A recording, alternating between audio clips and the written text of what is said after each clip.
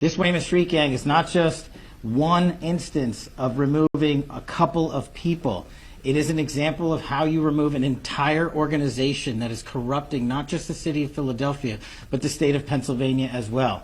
And I felt it extremely important to come in here and say, not only are we removing guns and gang members and robbers and firearms, we are removing an entire coordinated section of gang violence permanently off the streets. And that's how you deliver a victory for the people of Philadelphia, the people of Pennsylvania, and the people of America.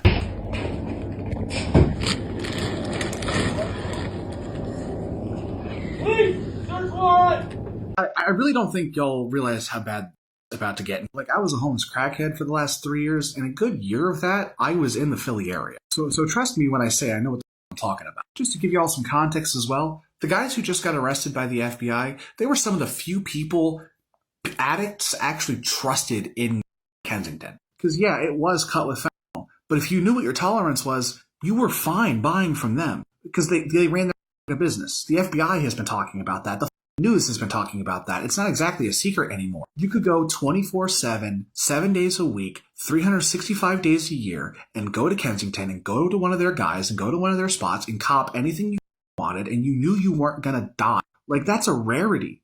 That's a huge rarity. Anyone else, you didn't know what the you were getting. You couldn't trust that because everyone else in Kensington was cutting their with benzo dope or trank. Benzo dope is when you cut heroin, fentanyl, and a benzo, typically Xanax or something like that, and mix it all together.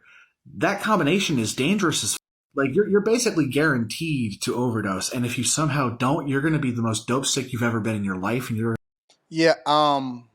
one thing that we got to stop doing is we got to stop enabling bad behavior. I'm not the preventative specialist as far as like, I remember during the Biden administration, there was this program where in certain areas and communities, they promoted safe needle use.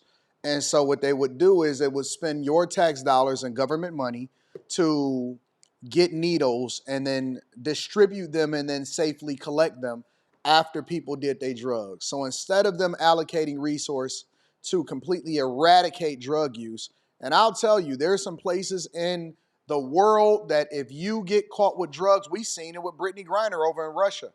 You get caught with drugs illegally, you go to jail, you do hard labor, whatever it is, but they don't play certain games in certain places. You can't even throw your gum on the ground over in Singapore. And so it would behoove me to sit here and try to trust the advice of a junkie or a former junkie telling us that we need to continue to enable bad behavior by allowing for them to sell drugs in the community. That's just unacceptable from my perspective. I won't subject myself to it. I won't allow for this to be the norm. And when you continue to enable bad behavior, what you basically get is what you've seen on one of those previous clips where the junkies is out of control. It was so bad to where everybody knew. Everybody knew exactly where the house was, where the trap house was. It was no secrets. It was like you just seen that other video where everybody was just standing outside and all of the junkies was waiting in line, and they were patiently waiting in line for, them to be able to get their fix. And so what they're basically saying is that the illegal activity had been mastered to a point to where they felt safe in copying whatever it was that they was going to cop, whatever drugs that they was going to cop that was chopped up with Fenty. They felt safe to do that. And so this is the only way for you to allow for drugs to filter into the community, because the argument is that the drugs are still going to be there, or you've created an environment where other people will now be able to step in. And if people can't get their drugs because they're so addicted, then you're going to have to, it's going to become less safe.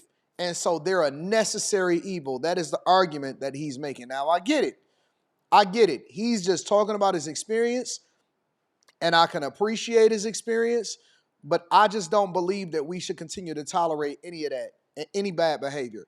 And any of us that has ever been raised in the inner city, in the hood, we've seen the raid vans, we've seen the crackheads, we've seen how people move. And so at that point, it's like I know the decimation that happens, but now it is affecting everybody. If you went over to Philadelphia, you went over to Kensington, and you seen how they was flooding the streets, they was running that joint 24/7, 365 days a year, Christmas, Easter, 4th of July, Thanksgiving, they had it popping. And if you just wanted to get some good content, it was so much degenerate behavior that was happening over there that when content creators went over there to record it, YouTube was kind of like, they were suppressing the visibility of it. I remember when they were suppressing the visibility of it. Now, I don't know if content creators are still doing it, but they almost was like giving them a slap on the wrist, like, hey, you guys don't document this. It's happening over on Kensington Avenue over in Philadelphia.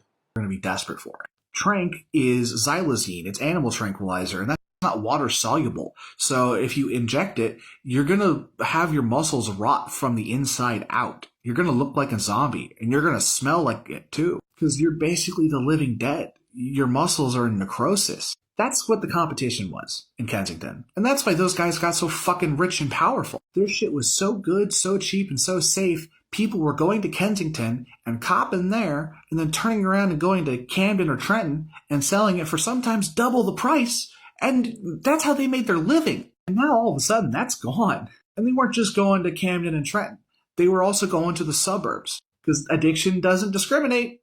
You could go to Levittown, you could go to Bristol, you could go to Delco, and you're going to find people who were getting dope from Kensington who all of a sudden are waking up dope sick this morning. So overdoses are about to skyrocket if they haven't already. There's also going to be a lot more paranoia, both from the addicts and the people who are dealing. Because the dealers are going to be worrying about buy-in busts, because there's a lot more attention from the cops, there's a lot more attention from the media. Addicts aren't going to be able to trust that the stuff they're getting is good anymore. The combination of paranoia and lack of product means prices are going to fucking skyrocket. Higher prices mean more and more people are going to be desperate and start fucking stealing. Now, chances are, if you live in the Philly area, you're not going to have to worry too much. But people are going to get robbed. It's just that most of the people who are going to get robbed are people with product. So a lot of the violence and crime that's about to happen is going to be addicts killing each other or robbing each other. On occasion, you might even have the desperate addict that goes to a spot and just tries to rob it. You're also going to have people who are going to be robbing the drug dealers. That's not even to mention the fact that that gang is gone now. There's a lot of territory up for grabs. There's going to be gang beefs. There's going to be territorial wars. And the dealers are going to be paranoid as fuck about that too. And during the fall and the winter, that's typically when crime goes down, right? You can talk to anyone who's ever been involved in this or has ever been involved in law enforcement, and they'll tell you that the summer is when it gets bad. Because even though this is year that's any city. All cities when the weather break, it gets bad. There are high and low periods for violence like this. I don't think it's going to go down that much this winter. Not in Philly. Not in Kensington. Because you'd be a fucking idiot to wait right now. You're talking about prime real estate in Kensington. So people are going to be moving in, and they're going to be moving in fast to sell. And they're going to be selling straight shit.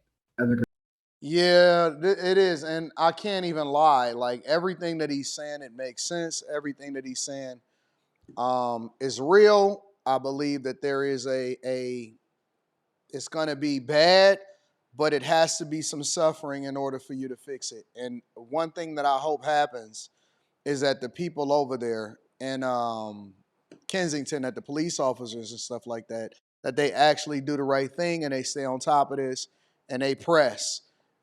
And I pray that they also get all of the rest of the drug dealers and the dope boys and the dope dealers, because we shouldn't have this on American soil. And so as we clamp down on this from all fronts, from the Fenty that's being shipped over here, from the drugs that's being shipped overseas, and then also from the dealers that's on the front lines, I hope that they crush this thing once and for all. Make sure y'all tap into the Patreon. Link is in the description. T. Genley, 40% off your first order, 20% off 20% off for life. Make sure you get your free gift. It's gonna be interesting. I'm gonna be paying attention and I'll capture it for you guys.